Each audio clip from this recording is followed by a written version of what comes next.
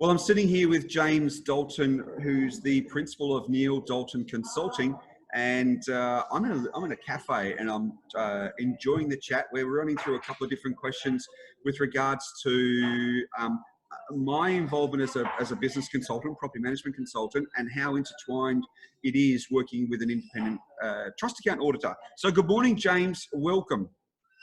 Oh, thanks, Michael. Thanks for having me today. It's my absolute pleasure. James, one of the questions that we were thrashing out was with regards to trust account software.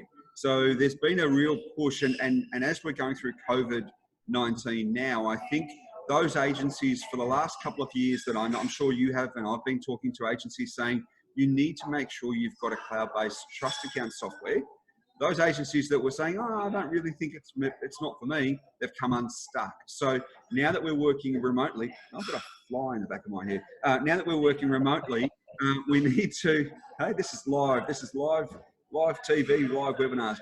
It's like Saturday Night Live with Daryl Summers. Huh? Sorry about that one. So why would a company, what's the importance of a company having to use cloud-based software? Tell me a little bit about that. What's your views? Yeah, look. My views on cloud-based software are that, look, being able to remotely access information from anywhere is valuable and important, and it's been no more important than during the COVID-19 pandemic. Sure. But going forward, you know, if you think about everything that in the space that we work in real estate, is more and more I'm seeing my clients embrace all kinds of cloud-based systems. Google Drive, yes, Google's products, sure. Microsoft Teams, Microsoft's products, OneDrive, yeah, Dropbox, yeah. all of these. James, do you use Trello? Personally myself, I haven't been a big user of Trello. Yeah. All of my services are delivered on Google's platform. So I use Google Sheets and all of those products. Yes. And that's been really successful for me. I no longer use paper in conducting a trust account audit. So if you think about that, so about 2 years ago, I started really, I guess, pushing my clients to go down the cloud path for a number of reasons. Because it provides flexibility not only to myself as an auditor, but it provides flexibility to them and their staff in terms of how they run the business. But so within my client base, there's been quite a few early adopters, sure. And those early adopters, you know, started with a property tree or a property me on the property management side, and now they've gone as far as now all of their documentation is in a property tree or a property me. So the signed lease, the signed authority, bond confirmation notices, all the correspondence.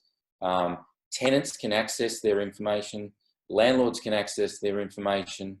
What does that mean? What does that mean for a property manager? That it means everything to a property manager, because they may not actually receive a phone call. So they could actually spend that time on something else, maybe to generate some more income for that business. I guess I was having a conversation with a colleague recently, and they were talking a little about some of the changes with regards to software, where property management was 20 years ago, and what the biggest change or revolution was to property management. And I said the ability to run with cloud-based software, because it now opens up the landlord portal. So all of our information is available through the landlords. It also opens up the tenant portal. Most good quality trust account software will have those facilities, but you could also then record maintenance in through to there. Gone are the days where a landlord should be emailing a property manager to get their statement that's missed. All of the information should be available. Whereas the most recent routine is my rent paid. All of that information should be there. The problem with that is that a lot of principals don't want to turn that information on. They don't want to have the portals on. The reason for that is because they're not comfortable with the data that's in there. So that's why some good compliance and good auditing is most absolutely. So go ahead, mate. No, go ahead. Yes. I was going to say, so what are your thoughts with regards to cloud-based software? Then that leads us into that next question, which we were talking about, which is the flexible workplace. So that's the Yeah. flexible working. So rather than, and many agencies have had all of their staff working from home 5 days a week or 6 days a week. So are we seeing the decline in shopfront real estate agencies? Do you think what's happening? Look. I think it's I think that there will be more of a push going in that direction, Yes. and I think that push will come because if you think about your profit and loss statement for a real estate office, okay, the two biggest expenses for a real estate office are people, salaries, and your shop front, the lease. So, and the thing as well with that, sorry mate, I didn't mean to cut you off, but that's right. real estate fees, I've been in real estate for 20 years. We were charging 7% 20 years ago, we're charging 7% now. Yes, now people that are going to throw things at the screen saying, sure, but the rents have gone up. They haven't gone up that much. Significantly, we're still charging on average around $100 to $110, maybe $120, depending on your property, per month to manage a property through management fees. There's not a lot of money, and over the years, we really haven't progressed that much. Other services have jumped significantly, and with all the different software we have, I don't think we're actually saving too much time. We're just doing more. Yeah, that's true. I agree. We are doing more, but we're able to do more and be more effective because we're using our tools are better than what they were in the past. And that's really, really what it comes down to. And you think about all for example, you talked about routines and routine inspections and entry condition reports and closeout condition reports. Yes.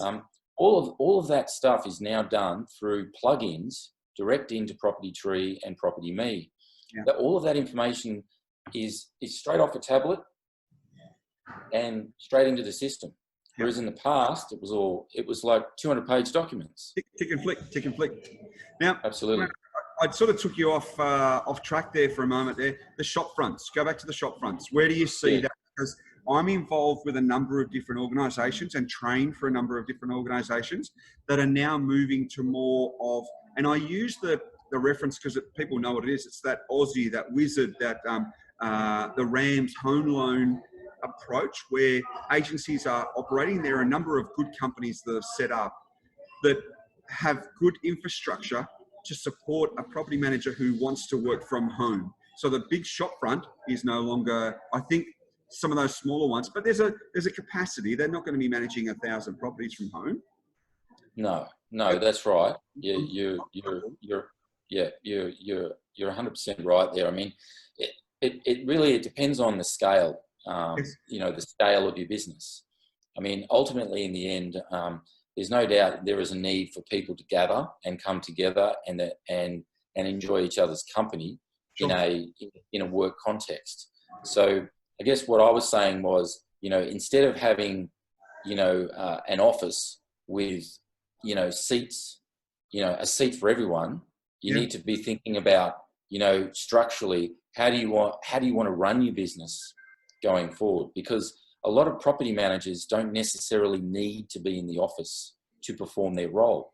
Because if you break down the role of property management, as you know, there are various core business processes like doing a routine, doing your condition reports, doing your lease sign-ups, all of these things. They're all things that are actually done not necessarily in the office. No, you need to be agile. Mate, I need to wrap this up. Thank you very much for sharing with me.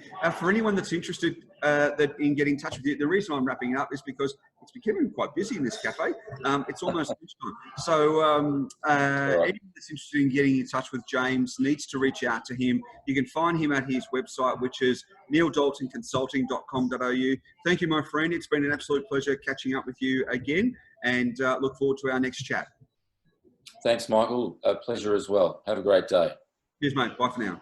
See ya.